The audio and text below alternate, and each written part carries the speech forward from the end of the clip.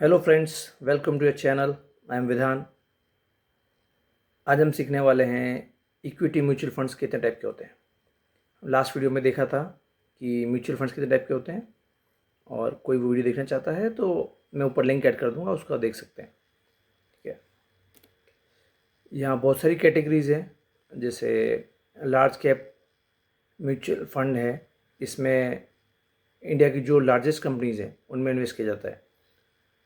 तो सेबी जो regulatory body है म्यूचुअल फंड्स की, उसने कुछ रूल्स डिफाइन कर रखे हैं कि आप किस फंड्स में कितना एलोकेशन कर सकते हैं। जैसे लार्ज कैप है तो आपको लार्ज कैप कंपनीज में 65% इन्वेस्ट करना है, और जो 35% है वो आप दूसरी कंपनीज में इन्वेस्ट कर सकते हैं। डेप्थ में कर सकते हैं, गोल्ड में कर सकते हैं, स्मॉल लार्ज में कर सकते हैं, लेकिन जो बिगर चंक है वो आपका लार्ज कैप में जाना चाहिए।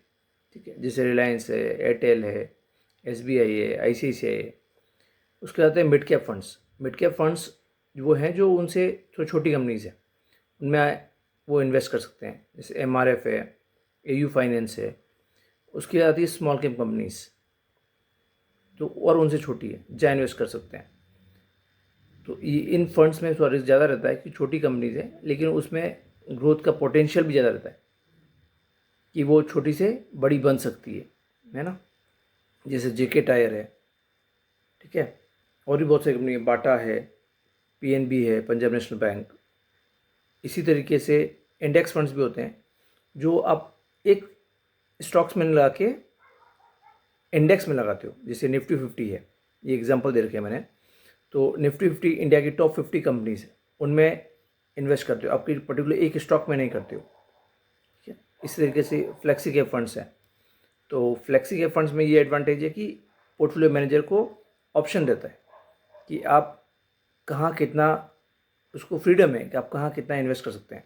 जैसे दूसरे कैप्स में, जैसे लार्ज कैप में, मिड कैप में, वहाँ एक परसेंटेज एलोकेट कर रखा है, सेबी ने डिफाइन कर रखा है कि आपको इतना उसमें इन्वेस्ट करना है। इस तरीके से बहुत सारे और भी म्यूचुअल फंड्स हैं इक्विटी में, जैसे सेक्टर फंड्स है कि पर्टिकुलर को टेक्नोलॉजी या फार्मा या बैंकिंग, राइट, कि कौन सेक्टर कब परफॉर्म कर रहा है, तो अब उस टाइप के म्यूचुअल फंड्स भी हैं, लेकिन वो तो रिस्की रहते हैं। उसके बाद है मिड कैप है, मल्टी कैप है। मल्टी कैप में भी उसी तरीके से कि पोर्टफोलियो मैनेजर को थोड़ा फ्लेक्सिबिलिटी रहती है कि वो कहाँ इन्वेस्ट करना चाहता है। फिर लार्ज कैप, मिड कैप है। उसके बाद ग्रोथ ग्रोथ फंड्स होते हैं, वैल्यू फंड्स हैं, डिविडेंड फंड्स हैं। ये बहुत सारे टाइप है कि आप कहाँ इन्वेस्ट करना चाहते हैं। तो ये मैं जस्ट सेबी का दिखा रहा हूँ आपको। देखो, सेबी ने डिफाइन करा है, जैसे मल्टी कैप फंड्स के लिए 65% उसको इक्विटी में लगाना है, अदर 35% वो कहीं और लगा सकता है। जैसे लार्ज कैप है तो लार्ज कैप कंपनी में उसको 80% लगाना है, इन्वेस्ट करना है, राइट। इस तरीके से लार्ज या मिड कैप है तो इसमें 35 लार्ज कैप में, 35 मिड कैप में लगाना है उसको। मिड कैप है, मिड कैप में 65% मिड कैप में जाना चाहिए। स्मॉल कैप है तो स्मॉल कैप में भी आपको 65% स्मॉल कैप में ही लगाना है। अब क्वेश्चन आता है कि हमें कहाँ इन्वेस्ट करना चाहिए, राइट। तो मैं ये मेरे को जब भी फ्रेंड्स पूछते हैं कि कहाँ इन्वेस्ट करना चाहिए, तो मेरा सजेशन ये होता है कि आप फ्लेक्सी कैप एक लीजिए, क्योंकि वहाँ पोर्टफोलियो मैनेजर को ऑप्शन रहता है, राइट, कि मार्केट कैसा है, कहाँ किस टाइम कहाँ इन्वेस्ट करना चाहिए। और कुछ फ्लेक्सी कैप ने बहुत अच्छा परफॉर्म किया है कुछ लास्ट टाइम में। और उसके बाद बताऊँगा तो मैं इंडेक्स फंड में इन्वेस्ट करना चाहिए, क्योंकि यहाँ कोई एक स्टॉक पे नहीं है, जैसा इंडेक्स परफॉर्म करता है वैसे ही हो, क्योंकि एट द एंड आपका टारगेट क्या रहता है कि आपके इंडेक्स फंड को बीट करना चाहिए, आपका जो भी है। तो इंडेक्स फंड ले लीजिए बेटर, कोई हेडेक ही नहीं कि कोई कंपनी परफॉर्म बैड कर रही है, बुरा कर रही है, तो वो उस निफ्टी से बाहर हो जाएगी, राइट, फिर से भी कोई नई कंपनी को ले आएगा। तो इस तरीके से हम इंडेक्स फंड में इन्वेस्ट कर सकते हैं। उसके बाद भी आपको किसी और लिखना है तो आप मिड कैप में जा सकते हैं। तो आई थिंक आपके पास ज़्यादा से ज़्यादा 4 या 5 म्यूचुअल फंड्स होने चाहिए, उससे ज़्यादा नहीं। नहीं तो बहुत ज़्यादा डाइवर्सिफिकेशन हो जाएगा। लेट से जैसे आपने एक लार्ज कैप म्यूचुअल फंड ले लिया, ठीक है, एक कंपनी का ले लिया, लेट से निपॉन का ले लिया, फिर आपने एक और लार्ज कैप ले लिया, एक्सिस का ले लिया, राइट, या एसबीआई का ले लिया, तो फिर वो डाइवर्सिफिकेशन नहीं है, उसको डाइवर्सिफिकेशन नहीं बोलेंगे, क्योंकि एट द एंड वो क्या कर रही है, वो लार्ज कैप कंपनीज में ही लगा रही है, राइट। तो इसलिए आपको इन कैटेगरीज में से आप एक चूज़ कर सकते हैं। और 4-5 म्यूचुअल फंड्स बहुत होते हैं, इससे ज़्यादा की कोई ज़रूरत नहीं है। चलो मैं आपको एक वेबसाइट पे दिखाता हूँ। ये ईटी मनी वेबसाइट है, बहुत फेमस वेबसाइट है म्यूचुअल फंड्स के लिए। तो आप देखेंगे यहाँ पे कि बहुत सारे म्यूचुअल फंड दिखा रखे हैं, राइट। जैसे मार्केट कैपिटलाइजेशन के हिसाब जो मैंने अभी दिखाया, लार्ज, मिड, स्मॉल, है ना। फिर डाइवर्सिफिकेशन के हिसाब से कि मल्टी कैप है, आप कहीं भी लगा सकते हैं, फ्लेक्सी कैप है। उसके बाद सेक्टर फंड्स है, जैसे बैंकिंग है, टेक्नोलॉजी है, फार्मा है। उससे इंडेक्स फंड्स हैं, इंडेक्स भी बहुत सारे हैं। निफ्टी 50 एक है जो वो लार्ज कैप की है। इस तरह के स्मॉल कैप के इंडेक्स फंड्स हैं, मिड कैप के इंडेक्स फंड्स हैं, तो आप उनमें भी देख सकते हैं।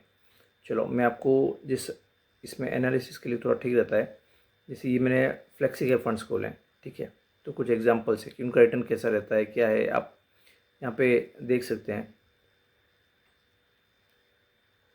कि एनुअलाइज एब्सोल्यूट रिटर्न कितने सालों में कैसा परफॉर्म किया है उसने। जैसे अपन 3 साल का लें तो मोतीलाल और फ्लेक्सी कैप ने 32% का रिटर्न दिया है, राइट। आप इनको कंपेयर करेंगे एफडी से या और भी किसी इन्वेस्टमेंट से, राइट। इक्विटी बेटर है यदि लॉन्ग टर्म के लिए कर रहे हो आप। तो इसलिए मैं बोलूँगा यदि आप म्यूचुअल फंड में इन्वेस्ट करें तो कम से कम 5 साल को मान के चलिए, उससे कम नहीं। आप 5 साल में देखना चाहते हैं तो 5 साल का देख सकते हैं यहाँ पे। तो आप एनालिसिस कर सकते हैं कि कौन सा म्यूचुअल फंड बेटर परफॉर्म कर रहा है, और फिर यहाँ से आप पिक कर सकते हैं उनमें से, ठीक है। ये तो हो गया फ्लेक्सी कैप। इसी तरीके से अपन इंडेक्स फंड को देखते हैं। तो देखो इंडेक्स फंड क्या है, ये एक्सपोजर तो टॉप 100 टॉप स्टॉक्स है। फिर इसमें कोई बायस नहीं है कि कौन सा स्टॉक पिक करना है, क्या है, जो टॉप 100 स्टॉक्स है वही इसमें पिक किए जाएंगे, राइट। इसमें एक्सपेंस रेशियो भी बहुत कम होता है। तो आप जैसे देखेंगे तो यूटीआई निफ्टी इंडेक्स है, डीएसपी, बहुत से कंपनी के इंडेक्स में। लेकिन आप यहाँ देखेंगे ना एक चीज़ कि इनका रिटर्न ऑलमोस्ट सेम है। देखो ऑलमोस्ट सेम। क्यों? क्योंकि ये टॉप 100 या 50 कंपनीज में ही इन्वेस्टेड है। जैसे देखोगे चारों index fund Nifty 50 index fund में ही लगा रखा है, तो उन पाँचों जो 50 कंपनी है सेम रिटर्न देगी, है ना। तो इसलिए इंडेक्स फंड एक बेटर ऑप्शन है, ये आप लॉन्ग टर्म के लिए लगा रहे हो तो ये भी। उसी तरीके से मिड कैप फंड्स भी देखें तो मिड कैप में आप देखोगे तो हाई ग्रोथ स्टॉक्स रहते हैं। They have the chance that they can beat markets, right, क्योंकि वो छोटी कंपनी से बड़ी हो सकती है। इंडेक्स फंड्स जैसे लार्ज कैप में है तो वो बहुत ज़्यादा बड़ी नहीं होगी, पहले से काफ़ी बड़ी कंपनीज हैं, लेकिन वहाँ रिस्क कम है, यहाँ रिस्क ज़्यादा है। तो यहाँ बहुत ख़राब भी परफॉर्म कर सकती है वो कंपनी। तो यहाँ देखिए इन्वेस्टर हॉरिजन बढ़ा दिया है, 7 ईयर्स बोला है इसने, है ना, कि जिसका और लंबा टाइम के लिए रखना चाहता है कोई तो वो इनको चूज़ कर सकता है, स्मॉल कैप को, मिड कैप को। तो यहाँ पे आप देख सकते हैं किसने अच्छा परफॉर्म किया। यहाँ देखिए आप 39% रिटर्न दिया है मोतीलाल ओसवाल मिड कैप ने, है ना। और आप यदि वही देखेंगे फ्लेक्सी कैप में तो कम है, 20% है। फ्लेक्सी में जाएंगे तो 29% है। तो ये रिस्क एंड रिवार्ड का है, आप जितना रिस्क लेंगे उसके ऊपर रिवार्ड है ना। तो ये कम भी हो सकता है और ज़्यादा भी हो सकता है, ठीक है। तो इस तरीके से आप म्यूचुअल फंड को एनालिसिस कर सकते हैं। और आपको कंटेंट अच्छा लगा है तो आप चैनल को सब्सक्राइब कर सकते हैं, वीडियो को लाइक कर सकते हैं, है ना। और आपको कुछ और इसमें क्वेरीज हैं, कुछ पूछना है तो आप कमेंट भी कर सकते हैं, ठीक है। और आप फ्रेंड्स के साथ शेयर भी कर सकते हैं। Thank you.